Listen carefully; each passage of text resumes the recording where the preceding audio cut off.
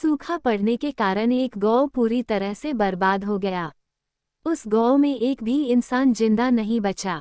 गौ को पानी देने वाला पुराना कुआं भी सूख चुका था।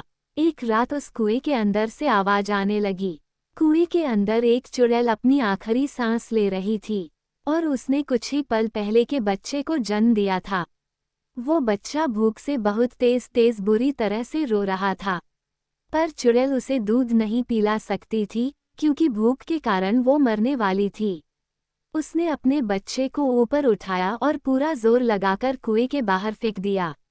वो बच्चा कुएं के बाहर जमीन पर गिरा, पर वो बच गया। चुड़ैल, मैं अब जिंदा नहीं बचूंगी, लेकिन मुझे वचन दे कि तू मेरा बदला जरूर लेगा। भूखा शैतान बनकर सबको खा जाएगा।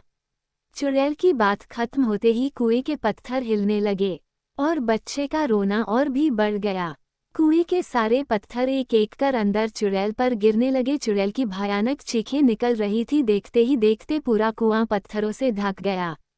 चुड़ैल के मरने के बाद वो बच्चा रोते रोते वहां से गायब हो गया और फिर कभी नहीं दिखा। उस गौ से बहुत दूर दूसरे गौ में एक व्यक्ति की मौत हो गई और लोग उसे जलाने के लिए ले जा रहे थे। सब विधियां पूरी हो चुकी थी और अब उसे अग्नि देने ही वाले थे। एक आदमी ने उसे अग्नि दी। आसपास बहुत लोगों की रोने की आवाज आ रही थी। अचानक वो रोता हुआ शैतानी बच्चा उड़ता हुआ आया और लाश के अंदर घुस गया।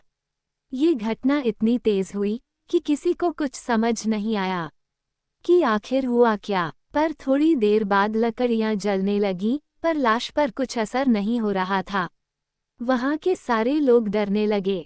सारी लकड़ियां जल जाने के बाद वो लाश अपने आप उठने लगी, पर उसके पैरों पर वो लगी हुई आग वैसी ही थी। लाश उठकर खड़ी हो गई और उस लाश ने शैतानी रूप ले लिया और उसे देखकर वहां के सारे लोग डरकर भागने लगे।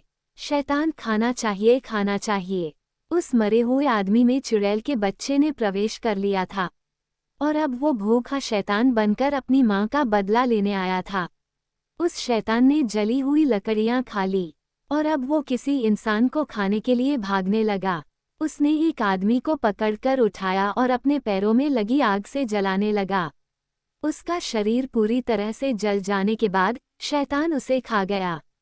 शैतान गौ पर किसी मुसीबत की तरह टूट पड़ा और उसने किसी को नहीं छोड़ा। औरतें, बच्चे, बूढ़े, जवान सबको जलाकर खाने लगा। चारों तरफ गौ वालों की चीखें सुनाई देने लगी।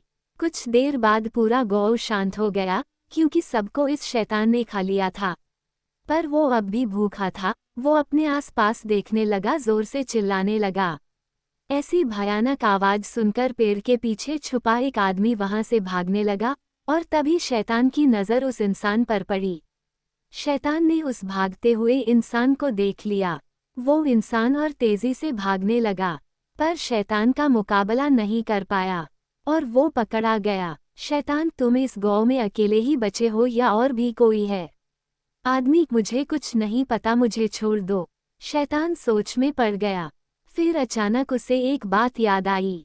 शैतान, तुम उसकी चिंता मत करो, मेरी भूख सिर्फ इंसानों की मोहताज नहीं, मैं जानवरों को भी खा सकता हूँ।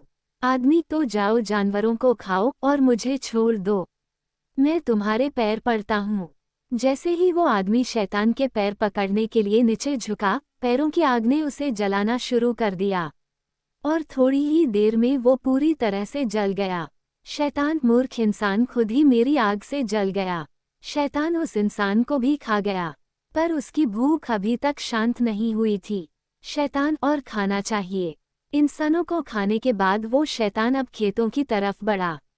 उसने सारे खेतों में आग लगा दी, जिसमें बहुत से पेड़ और जानवर जल गए। वो उन सबको खा गया, पर फिर भी उसकी भूख शांत नहीं हो रही थी। ऐसा करते करते वो शैतान सारा गौ खा गया। जमीन पूरी तरह से जल गई थी।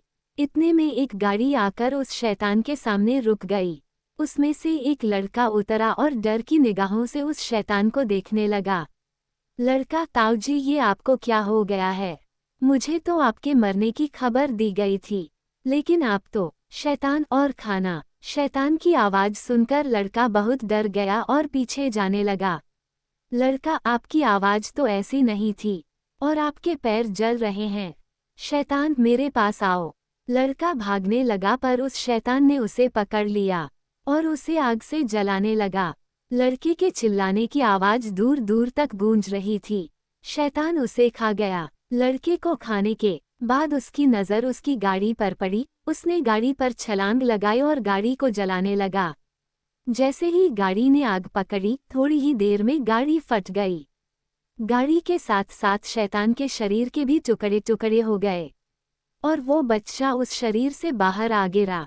वो शैतानी बच्चा अभी भी भूख के मारे जोरों से रो रहा था और उसकी आवाज़ उस वीरान जगह पर गूंजने लगी।